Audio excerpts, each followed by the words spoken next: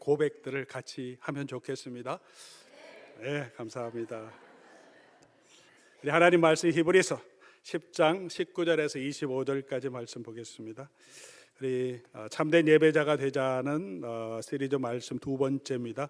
수요일 날도 예배자로서는 메시지를 수요 말씀 통해서 배우고, 주일은 또 주일 말씀으로 우리가 예배자로서 갈 수 있도록 계속해서 말씀 증가합니다. 히브리서 10장 19절에서 25절까지 말씀, 신약성경 364쪽입니다. 제가 받들어 읽습니다. 그러므로 형제들아, 우리가 예수의 피를 힘입어 성소에 들어갈 담력을 얻었나니 그 길은 우리를 위하여 휘장 가운데로 열어놓으신 새로운 살 길이요, 휘장은 곧 그의 육체니라. 또 하나님의 집 다스리는 큰 제사장이 계심에 우리가 마음의 뿌림을 받아 악한 양심으로부터 벗어나서 몸은 맑은 물로 씻음을 받았으니 참 마음과 온전한 믿음으로 하나님께 나아가자. 또 약속하신 이는 믿으시니 우리가 믿는 도리의 소망을 움직이지 말며 굳게 잡고 서로 돌아보아 사랑과 선행을 격려하며 모이기를 패하는 어떤 사람들의 습관과 같이 하지 말고 오직 권하여 그날이 가까움을 볼수록 더욱 그리하자. 아멘.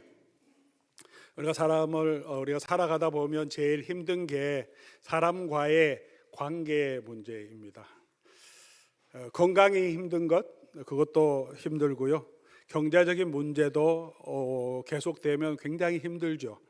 힘든 거기는 하지만 그것이 우리에게 상처를 주는 것은 아닌데, 이 사람 관계 때문에 우리가 마음의 상처를 받을 때가 많습니다. 자랄 때는 부모님과의 관계 때문에 우리가 상처를 받는 경우도 있죠. 자녀들이 그 상처가 치유되지 않아서 평생 그 상처를 가지고 가는 그런 사람들도 있습니다. 때로는 형제들과의 관계 때문에 큰 상처를 받기도 합니다. 결혼하신 분들은 사랑해서 평생 같이 있고 싶어서 결혼했지만, 우리가 결혼해서 살아가다 보면 가장 많은 상처를 주는 사람이 가장 사랑해야 하는 아내. 여러분 공감을 안 하시네요. 사랑하지만 그래도 또 상처받을 때도 많어요. 마음이 아플 때도 많고. 비즈니스 하시는 분들에게 저희가 방문해서 여쭤보면 뭐가 제일 힘드냐, 경제도 힘들고 또 뭐 수입이 늘어나지 않는 것도 힘들지만 제일 골치 아프고 힘든 게 사람 때문에, 사람 관리하는 게 제일 힘들다고 하죠. 종업원 섰고 너무 나름대로 잘해줬는데 맨 마지막에 자기 유익을 위해서 배신하고 소송도 하는 경우도 있고, 뭐 일 제대로 안 하는 경우도 있고, 속 썩이는 경우도 있고. 목회도 뭐가 제일 힘드냐, 뭐 설교하는 게 힘든가, 아니면 행정하는 게 힘든가? 그게 아니죠. 저희 목회 힘들다고 하는 건 사람을 계속해서 상대해야 되기 때문에 다양한 사람들의 욕구를 우리가 함께 또 돌봐야 하는 것이기 때문에 그렇죠. 목회자와 직접적인 관계적인 문제가 있는 것도 있지만 성도들 간의 문제도 결국은 목회자의 문제예요. 그거 같이 해결해야 되고, 가만 놔두면 목회자가 아무것도 안 한다 그러고, 또 시시비를 가리면 누구 편든다도 그런 분도 계시고, 이게 쉽지 않습니다. 관계 때문에. 성도님들도 마찬가지죠. 교회 생활도 그렇게 쉽지 않습니다. 어떤 때는 상식에 합하지 못한 사람 그냥 봐줄 수도 있고, 어떤 때는 그 사람의 말 때문에 그분은 그냥 의미 없이 던졌지만 나에게는 꽂혀서 그냥 상처가 되는 그런 말 때문에 교회 가기도 싫고, 아이고 이제 뭐 그냥 사람 만나는 것도 무섭다 그렇게 합니다. 보통 때는 우리가 참아줄 수 있죠. 대부분 아이고 뭐 그렇지, 뭐 힘든 일 있겠지 그리 넘어가는데, 근데 어떤 때 내가 힘들 때는 그전에 그냥 넘어갔는데 이게 안 넘어가지고, 내가 힘들 때는 그냥 속에서 막 울분이 솟아나고요, 서럽기도 하고, 그리고 같이 들이받아버리고 싶은 마음도 생기죠. 또 그렇게 하시는 분도 계시고, 하고 나면 잘했다 그런 마음 드는 분 아무도 없죠. 하고 나면 그냥 조금만 참으면 되는데 왜 그랬을까, 스스로 또 자괴감 들잖아. 그러니까 그냥 사람들이 더 싫어지죠. 그러면 그렇게 회복돼야 되는데, 내가 왜 이렇게 하고 있고 이것 때문에 힘들어하고 내가 성질 다 드러내고 그냥 조용히 예배하고 싶다, 그냥 하나님만 바라보며 걸어가면 좋겠다, 그런 마음이 들 때도 있습니다. 요즘 젊은 세대들은 더 대인관계가 힘들어진다고 합니다. 시대적인 영향이 있고 또 더 핵가족 가운데 살고 있고 전부 사이버 스페이스 통해서 연결하기 때문에 여러분 자녀들이 방 안에서 안 나오는 우리 아이들 많죠. 뭐 하는지 모르지만 계속 게임하는데 혼자 노는 게 아닙니다. 모든 게임이 다 인터넷 안에 있는 그 친구들하고 다 연결되어 거기서 채팅하고 사람 만나고 새로운 사람도 만나고 친구도 돼요. 사이버 스페이스에 친구가 다 있어요. 그러니까 그 혼자 방 안에 있는 게 아니고 온 세상 아는 사람 모르는 사람과 다 연결돼서 얘기하고 있어요. 근데 대면에서 하기는 힘들어요. 보지 않을 때는 마음대로 얘기하고 텍스트 보내고 굉장히 친한 것 같은데 직접 만나면 이게 사람이 힘들죠. 대인 관계를 하기 위해서. 그래서 점점 더 아이들이 자기 세계에 갇혀오고 또 사이버 세상에서 편안하게 행동할 때도 많습니다. 한국인들뿐만이 아니라 미국 사람들도 특별히 또 우리 앞으로 교회의 지도자가 되려고 하는 사람들도 같은 문제라고 하는데요. 저희 친한 우리 후배고 동료 목사님, 웨스트민스터 신대원 총장이신 우리 목사님과 같이 얘기 나누다가 요즘 신학생들 너무 답답하다는 거예요. 왜 그러냐 그랬더니 기숙사에 이제 거기 기숙사가 잘 돼 있어서 가족들도 개인들도 다 기숙사에 와서 교회 캠퍼스 바로 학교 캠퍼스 바로 옆에 기숙사가 있는데 같이 모여 사니까 뭐 당연히 이웃 간의 관계에 문제가 있죠. 아이들 다 있고 뭐 다툼이 생기니까 자기네끼리 만나서 해결해야 되는데 해결이 안 되나 봐요. 끙끙 앓다가 결국은 총장한테 이메일 보낸다는 거죠. 이런 문제가 있는데 옆집에 이런 사람이 있는데 이거 좀 문제 좀 해결해 주십시오. 아니 그거 자기네끼리 만나서 해결하면 되는 문제를 총장이 할 일이 얼마나 많은데 그 이웃 간에 신학생들 간에 그냥 다툼이 있는 것까지도 만나서 해결 못하고 그냥 총장한테 그거 좀 해결해 달라고 이렇게 탄원을 하는 경우를 보면서 이분들이 앞으로 교회 지도자가 되어야 되는데 어떻게 사람들하고 관계할 건가 하는 생각이 들기도 한답니다. 한국 분들이 아니라 백인 신학생들도 그렇다는 거죠. 예배로 모이자 이렇게 새해에 구호를 가지고 강조하면 힘들어하는 분도 계실 겁니다. 시간적으로도 어렵고 또 이런 사회적인 환경 때문에 또 교회의 경험 때문에 사람들 많은 곳에 나가는 것이 오히려 부담스러운 분도 계실 줄 믿습니다. 온라인 환경도 많이 조성되어 있어 온라인으로도 뭐 은혜롭게 혼자서 사람 신경 안 쓰고 예배할 수 있는데 그래서 예배당으로 나가는 것은 좀 더 힘들어질 수 있습니다. 이것은 21세기의 문제만은 그러나 아닙니다. 오늘 본문 히브리서 이 저자는 1세기에 있는 교회 성도들에게 편지하고 있는데 모이기를 패하는 자들의 어떤 습관을 따라하지 말라 그렇게 말합니다. 모이는 게 힘쓰고 또 힘쓰지 못해서 안 모이는 것이 습관화된 사람이 이 초대교회도 있었다는 거죠. 2000년 전에도 있었고 지금도 있습니다. 그러면 그때는 농경 문화이기 때문에 시간이 훨씬 많으니까 이런 권면을 했을까요? 여러분 한번 생각해 보십시오. 2000년 전에 고대 근동 지방, 지중해 지방의 사람들, 일반적인 사람들이 저와 여러분보다 시간과 여유가 훨씬 많아서 그래서 그럼에도 불구하고 교회 나오지 않으니까 예배 나오지 않으니까 지금 히브리서 저자가 말하고 있을까요? 당시에 로마 제국은 유대인들에게는 안식일에 쉴 수 있는 기회를 줬어요. 유대인들 오래 있었고 유대 커뮤니티도 많이 있어서 이 사람도 안식일 못 지키게 하면 힘드니까 특별하게 유대인만 봐줘라. 근데 그리스도인들은 유대인이 아니죠. 유대교에 참여한 사람이 아니니까 그리스도인들에게는 그런 특혜가 없었습니다. 당시에 주 5일 근무, 주 6일 근무 그런 게 어디 있습니까?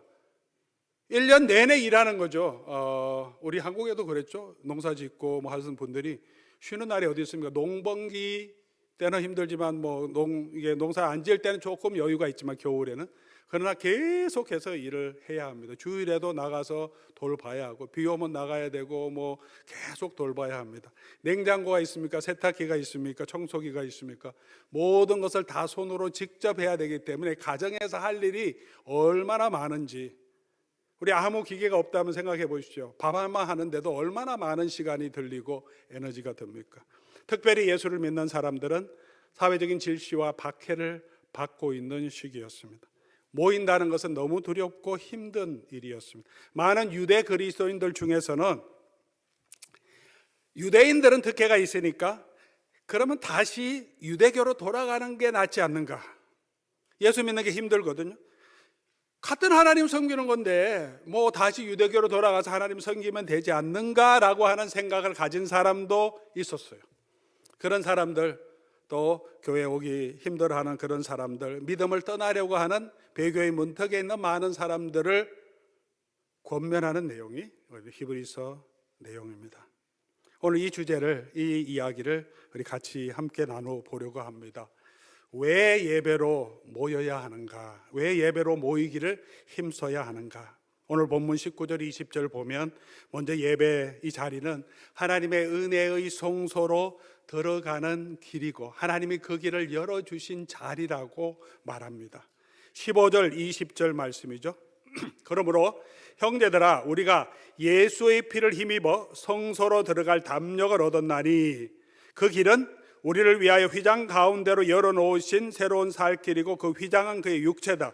이제 지금 형제들아, 우리 예수를 믿는 우리들은 예수님의 피로 인하여서 성소에 들어갈, 이 성소는 예루살렘에 있는 성소가 아니죠. 이제 히브리서 처음부터 쭉 설명하면서 예루살렘 성소 아니고 우리가 들어가는 성소는 이제 하늘에 있는 성소인데 그 길이 열렸다는 거죠. 예수님이 십자가에 돌아가심을 통해서.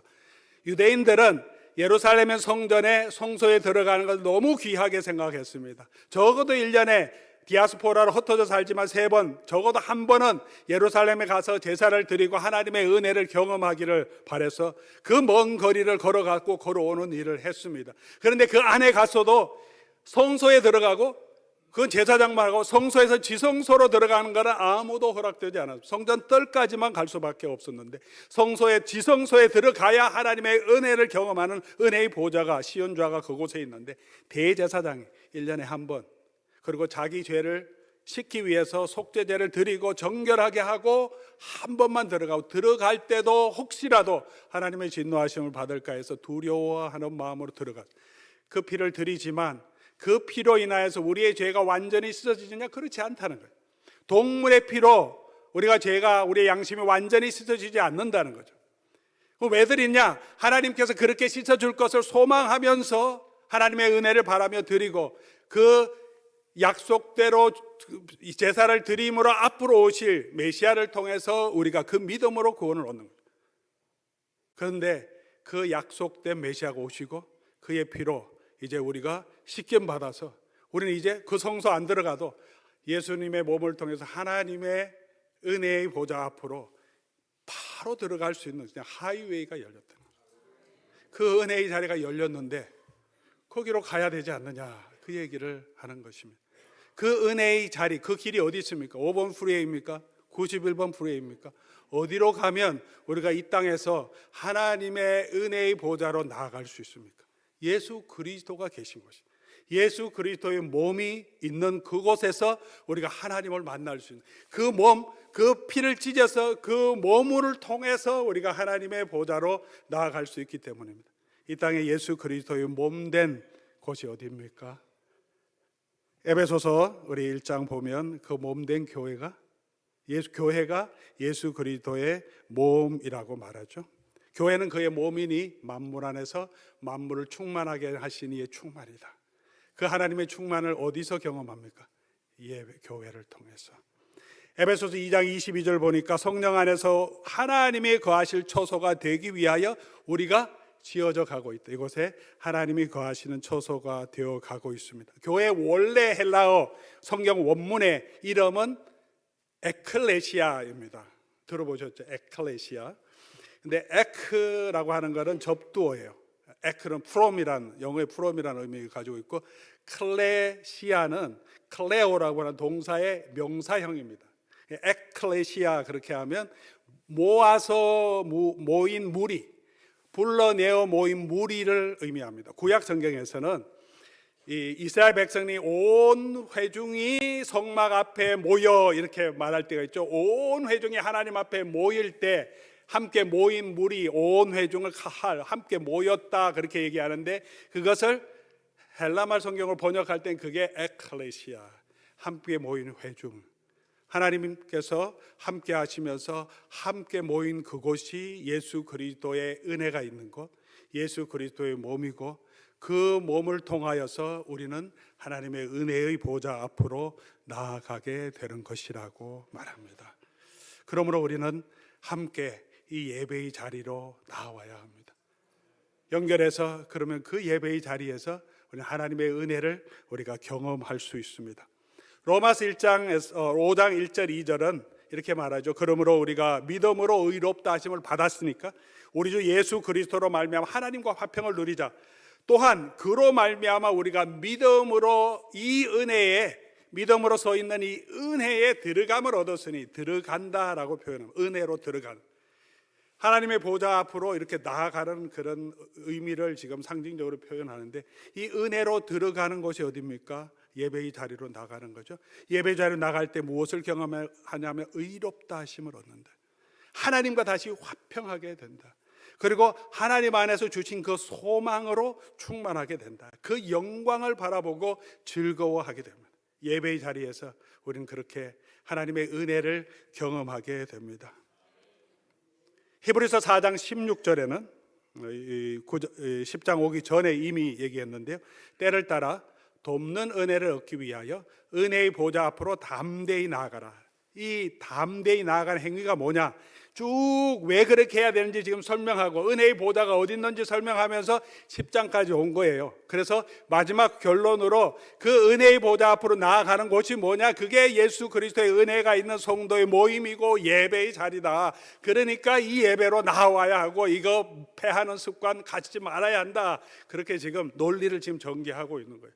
은혜의 보좌 앞으로 나아가면 왜 나가냐, 때를 따라 돕는 은혜를 얻기 위해서. 우리가 이 세상을 살아가는 동안에 이 세상 것들로 인하여 힘들고 어려운 그 마음이 다시 하나님의 영광을 보면서 힘을 얻을 수 있도록, 소망을 가질 수 있도록 하는 그 은혜의 자리가 어디냐, 예배의 자리라는 거죠.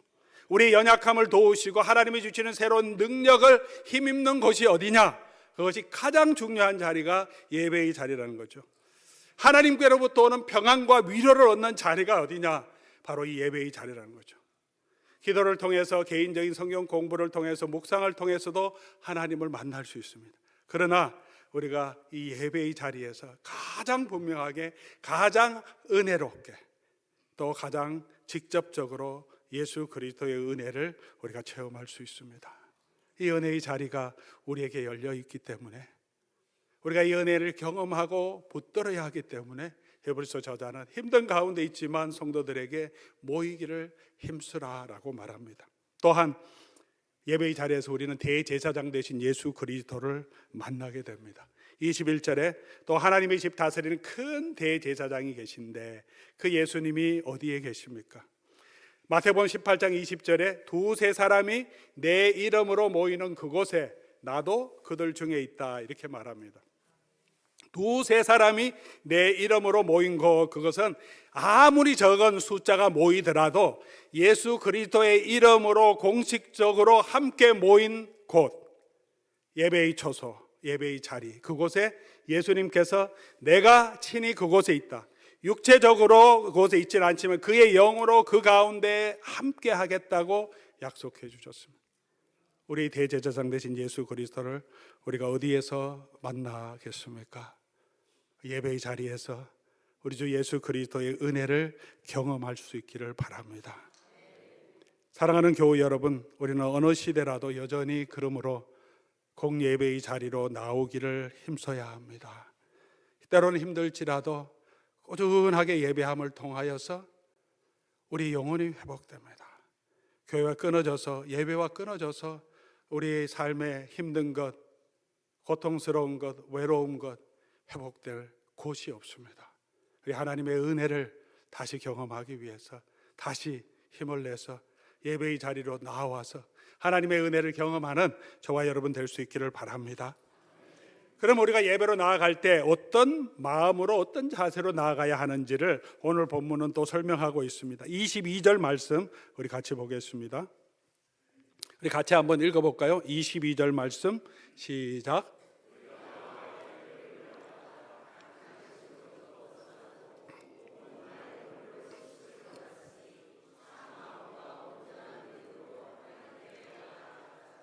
예배로 나아가자 그렇게 하는데 어떤 자세로 가야 되냐 하면 참 마음과 온전한 믿음으로 나아가자 그렇게 말합니다. 그러면 뭐 참 마음이 뭐냐? 참 마음이 뭐냐? 여러분 참 마음이 뭐겠습니까? 우리가 진실된 마음으로 뭐 그런 마음도 있고 진정한 마음, 사모하는 마음, 그런 마음도 분명히 있을 겁니다. 그러나 오늘 본문 내용을 보면 히브리서 저자가 얘기하는 참 마음은 본문에 설명되어 있죠. 우리가 마음을 강조합니다. 마음의 뿌림을 받아, 예수 그리스도의 피로 뿌림을 받은 거죠. 악한 양심이 있었는데 자기가 자기 인생의 주권자가 되어서 살아가는 것, 남을 죽이겠다고 하는 그런 악한 마음이 항상 있었던 것은 아니라도 내가 내 인생의 주권자가 되어서 자기 마음대로 살아가고 했던 그런 마음, 그런 악한 양심으로부터 벗어나고 우리 몸은 맑은 물로 씻음 받았다. 이 마음으로, 그 마음이 참 마음. 참 마음은 예수 그리스도의 피공로로 다시 새롭게 된 마음입니다. 이 마음은 우리 속에서 나오는 그냥 진정성, 우리의 열심, 우리의 허기진 그런 갈증이 아닙니다. 예수 그리스도의 은혜로 씻음 받은 마음. 이 마음은 단지 나는 죄인입니다, 나를 불쌍히 여겨주십시오, 그런 염치 없는 마음으로 나오는 것은 아닙니다. 그런 마음도 있지만 그럼에도 불구하고 예수 그리스도의 피로 우리를 씻어주셔서 나 같은 죄인을 살려주신 그 하나님의 은혜를 감사하면서 그런 마음으로 하나님 앞에 나오는 마음, 그게 참 마음입니다. 나 같은 죄인 살리신 은혜 놀라와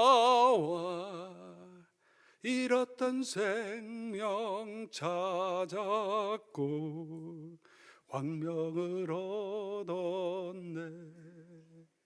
주 찬양 주 찬양 내 생명 다해. 그런 마음이에요. 나 같은 죄인 살리신 그 은혜를 알며 그 마음으로 하나님 앞에 예배하는 거예요. 왜 우리가 기뻐하며 즐거워하며 손을 들고 손뼉치며 찬양합니까? 그 은혜에 감사해서. 구원하심이 보좌에 앉으신 우리 하나님과 어린 양께 있도다 찬송하며 나가는 마음입니다. 사랑하는 교회 여러분, 우리가 이 마음으로 우리 하나님 앞에 나아오시기를 주의 이름으로 간절히 소원합니다. 이건 우리가 만드는 것이 아니고요, 성령께서 우리에게 주시는 하나님의 은혜의 act of God's grace, 하나님의 은혜의 일입니다. 그러면 우리가 그냥 가만히 있으면 하나님 우리를 주시느냐? 그렇지 않습니다. 우리는 이미 그 은혜를 받았고요, 새로운 마음이 되었는데 그 새로운 마음으로 우리는 새롭게 결심하라라고 사도 바울은 도전합니다. 로마서 12장 2절에 우리가 이 은혜를 인하여 구원을 받았고 하나님의 자비하심을 받았기 때문에 우리의 몸을 하나님 앞에 드리는 산 제물로 드리라, 이게 영적 예배다. 그리고 2절에 그러면 어떻게 그 영적 예배로 가냐? 이 시대를 본받지 말고, 이 시대는 어떤 시대입니까? 로마서 1장에 나오는 대로 하나님은 없다고 하고 하나님을 미워하고 자기 중심으로 살아가는 이 시대의 트렌드를 본받지 말고 하나님의 구원의 은혜를 기억하고 그 자리로 어떻게 마음을 새롭게 함으로 변화를 받아 나오라는 거죠. 마음을 새롭게 하라고 명령합니다. 예배 가기 너무 싫다, 사람 보기도 싫다, 그런 마음을 새롭게 함으로 그래도 이 자리로 가서 내가 하나님의 은혜를 구해야 된다는 마음을 결심해야 합니다. 주일만 나가도 충분하다, 그런 마음이 가지셨다면 그것만으로 안 된다, 하나님의 은혜 없이는 살 수 없다, 매일 말씀 묵상으로 나아가고 주요 기도에도 나오고 더 하나님께로 나오도록 마음을 새롭게 함으로 결심해야 합니다.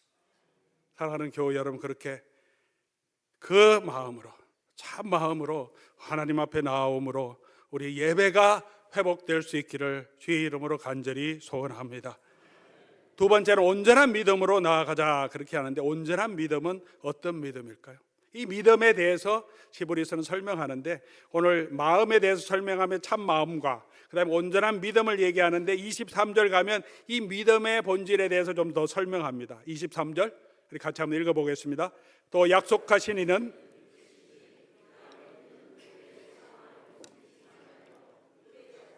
믿음은 소망과 연결되어 있다 그러죠. 믿는 도리의 소망을 굳게 잡아. 그럼 이 믿음의 본질이 뭐냐? 그걸 더 설명하기 위해서 11장에서 믿음은 그러면서 믿음을 설명하는데 이 히브리서 저자가 말하고자 하는 이 믿음, 온전한 믿음은 어떤 믿음이냐 하면 11장 1절, 믿음은 바라는 것들의 실상이고 보이지 않는 것들의 증거다. 오늘 이 본문에도 23절에도 소망을 굳게 잡는 거라는 거죠. 믿음이 뭐냐? 우리가 하나님이 살아계심이 보입니까? 우리 눈에 보이지 않죠? 천국의 영광이 보입니까? 예수 믿는 사람들이 부활의 영광을 가지고 영원하게 하나님의 기업을 누리는 것이 우리 눈으로 보이나? 보이지 않습니다. 우리도 다 아프고 힘들고 결국은 썩어서 죽어서 묻힙니다. 그냥 눈으로 보면 그냥 그렇게 힘들게 살다가 예수 믿다가 똑같이 다 죽어가요. 눈에 보이지 않는데 살아계신 하나님, 하늘의 영광을 어떻게 보느냐? 믿는 사람의 믿음의 액트, 믿음의 삶을 통해서 저 믿음을 보니까 보이지 않는 세계가 있구나. 그 믿음 때문에 자기 생명을 다하는 걸 보니까, 믿음 때문에 세상의 유혹들, 세상의 즐거움, 재물을 내려놓는 것을 보니까, 모세의 한 그 액트를 통하여서 아브라함이 보이는 건 아무것도 없는데 하나님의 약속만 믿고 걸어가는, 그가 바라는 그 삶을 보니까 믿음이 보인다. 그래서 믿음은 바라는 것들의 실제로 나타나는 증거다, 그렇게 말합니다. 우리가 가져야 할 온전한 믿음은 어떤 믿음인가? 우리 눈에 보이는 건 없지만 하나님이 살아계시고 하나님을 찾는 날에 상 주시고 우리 하나님의 영광으로 우리에게 갚아주실 것을 믿는 소망으로 우리가 나아가는 것입니다. 온전한 믿음입니다. 온전한 믿음은 우리가 흔들리지 않는 믿음이 아닙니다. 흔들려도 때로는 갈대가 흔들리듯이 어려움이 있으면 흔들리고 넘어지고 왔다 갔다 하지만 끝까지 이 소망을 붙드는 것이 온전한 믿음입니다. 믿음의 가장 중요한 것은 끝까지 견디는 겁니다. 그래서 예수님께서 소아시아 7교회에 핍박받는 교회에 편지하시면서 이기는 자는, 지금 너무나 많은 박해가 있는데 교회들에게 부탁하신 건 이기는 자는, 이 세상의 환난, 이 짐승과 같은 이 세상의 권력 가운데, 유혹 가운데서 버텨내면 마지막 새 예루살렘의 영광으로 들어가게 된다. 그래서 그 영광을 마지막에 보여주시는 것입니다. 우리가 가져가야 할 믿음은 그 믿음입니다. 참 마음으로, 온전한 믿음으로 우리 은혜의 보좌 앞으로 나아가는 그 자리, 그 예배의 자리가 저와 여러분에게 2026년도 계속 이어지기를 바랍니다. 그리고 마지막으로 오늘 24절 25절 보니까 어떻게 나아가냐 하면 서로 돌아보고 사랑과 선행을 격려하며 모이기를 패하지 않고 서로 모이기를 힘쓰라라고 말합니다. 또 믿음을 가지고 계신 분들은 이런 마음을 가질 때가 있을 겁니다. 자꾸 뭐 예배 얘기하는 거 부담스러워 하는데 나만 잘하면 되지. 근데 오늘 본문은 그러지 말고 서로 돌아보아 사랑과 선행으로 격려하라, 그렇게 말합니다. 우리 주변에 예배와 단절된 분들이 계실 겁니다. 그렇게 연결돼서 지금 계속해서 다시 예배가 회복되는 분들이 계셔서 너무 감사하고 또 교회가 해야 될 중요한 일이라고 생각합니다. 예배와 연결될 수 있도록 권해서 돌아보아야 합니다. 예배가 더 회복될 수 있도록 우리가 서로 권면해야 합니다. 이게 하나님의 명령입니다. 우리 자녀들을 위해서 기도하는 부모님들 많이 계십니다. 저도 이제 자녀들을 위해서 기도합니다. 이 교회를 정하고 교회 안에서 예배가 회복돼야 되는데 그냥 겨우 출석만 하니까 안타까워서 계속 뭐라고 하긴 하는데 권해야 됩니다.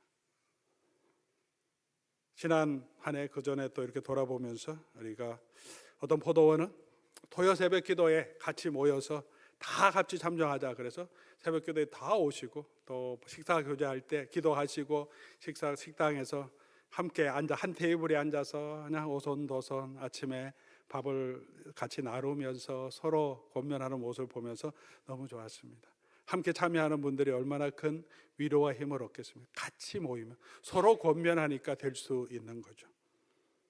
어떤 포도원 수요 기도회 때 다 같이 참석하자 하며 결단하고 한번 온 포도원이 다 같이 나왔더라고요. 너무 감동해서 그 다음에 다음 주에 보니까 그 다음 주에는 안 나오세요. 아니 계속 안 나옵니까? 그랬더니 한 달에 한번 해보자 이렇게 하셨다는 거죠. 근데 한 번 하고 계속 이어지지 못했습니다. 아쉬운 마음이 있는데 이 힘든데 포도원 지기가 혼자 계속 얘기하는 것도 부담스러울까 봐 잘 못하죠. 그래서 서로 격려해야 됩니다. 포도원지기 혼자가 아니라 포도원 식구들 중에서도 같은 마음을 가지고 야 우리가 좀 같이 합시다 이렇게 제안하면 얼마나 힘이 납니까? 우리가 태핑 포인트라서 변곡점이 모든 그룹에도 그런 변화되는 기점이 있는데 왜냐하면 10% 정도가 헌신하면 그 온 공동체에 임팩트를 줘서 이게 분위기가 바뀐다는 거죠. 포도원지기가 혼자 그렇게 얘기했는데 아무도 얘기 안 하면 너무나 민망하죠. 포도원지기도 더 얘기할 수 없습니다. 그럼 나도 안 해도 되네 그런 마음이 들어요. 근데 누구 한 분이 그렇게 같이 합시다 너무 좋습니다 내가 같이 할게요 하면 다른 분도 나도 해야지 그래서 같이 하게 되는 이거는 너무나 좋은 격려죠. 하나 사람을 살리고 우리 영혼을 살리는 격려. 사랑하는 교우 여러분 그렇게 서로 격려해서 같이 더 모이기를 힘써 갈 수 있기를 바랍니다. 목사가 예배가 회복됩시다 그렇게 함께 하는데 우리 교회 중직자들이 뭐 열심히 하십시오 뭐 그렇게 하고 계시면 안 되잖아요.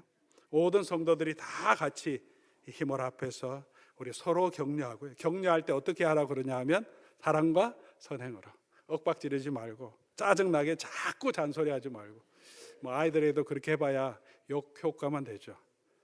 어떻게 하라고요? 사랑과 선행으로 계속 사랑을 베풀어주고 기도해주고 또 권면해주고 진정으로 기도하는 모습들을 보여주고 그렇게 하면 쌓이고 쌓이다 보면 부모님의 마음도 알고 부모님의 사랑도 알고 그럼 성령께서 그 마음을 움직일 때가 있죠. 뭐 저보다 더 열심히 다 주변에 계신 분들 권면하고 전도하고 많은데 경험이 있으시죠. 아무리 뭐 오라 그래도 안 옵니다. 근데 계속 사랑을 베풀고 격려하고 관계를 계속 맞아가다 보면 쌓이고 쌓이고 쌓이다 보면 언제는 내가 한번 갈게 그런 말이 나올 때가 있습니다. 사랑하는 교우 여러분 그렇게 사랑과 선행으로 서로 격려해서 모이기를 힘써가는 저와 여러분 될 수 있기를 주의 이름으로 간절히 소원합니다. 예배하기 쉬운 때는 없었습니다. 1세기도 21세기도 마찬가지입니다. 시대의 흐름은 그럴 것이고 우리의 양심도 우리의 마음도 이런 것에 영향을 받아가게 될 것입니다. 그러나 오늘 본문은 주님 다시 오실 그때까지 우리는 더욱 모이기를 힘쓰자. 우리가 이 땅에서 하나님의 은혜를 경험하는 시간이 바로 이 복된 자리다. 오늘 이 시대에 정말 이 사회보 세대가 되고 대인관계가 힘들어지는 이 시대에 정말 하나님의 성품이 메말라가는 이 시대에 우리가 이 땅에서 어떻게 세상의 빛과 소금으로 설 수 있겠습니까? 우리가 예배하는 사람으로 하나님을 경외하는 사람으로 그리고 하나님의 은혜를 아는 사람으로 그 하나님의 자비와 하나님의 정의와 하나님의 인애를 가진 사람으로 우리가 만들어져 갈 때 예수 그리스도의 은혜를 알면 우리가 다른 사람을 용서하고 사랑하고 섬길 수 있는 마음의 여유를 얻게 됩니다. 그런 사람으로 우리가 곳곳에서 서 있을 때 그 그리스도인을 통해서 그 주변에 예수 그리스도의 은혜와 사랑이 전파되면 그들이 주의 하신 놀라운 일을 보고 주께로 돌아오게 하실 겁니다. 그러므로 선교를 위해서도 우리는 더 예배하기를 힘써야 합니다. 사랑하는 교우 여러분 2026년 우리 작은 것부터 시작해서 우리가 더 예배의 자리로 나오기를 힘쓰며 무엇보다도 그 은혜의 자리에서 하나님의 은혜를 경험함으로 저와 여러분의 삶에 하나님이 주시는 평강과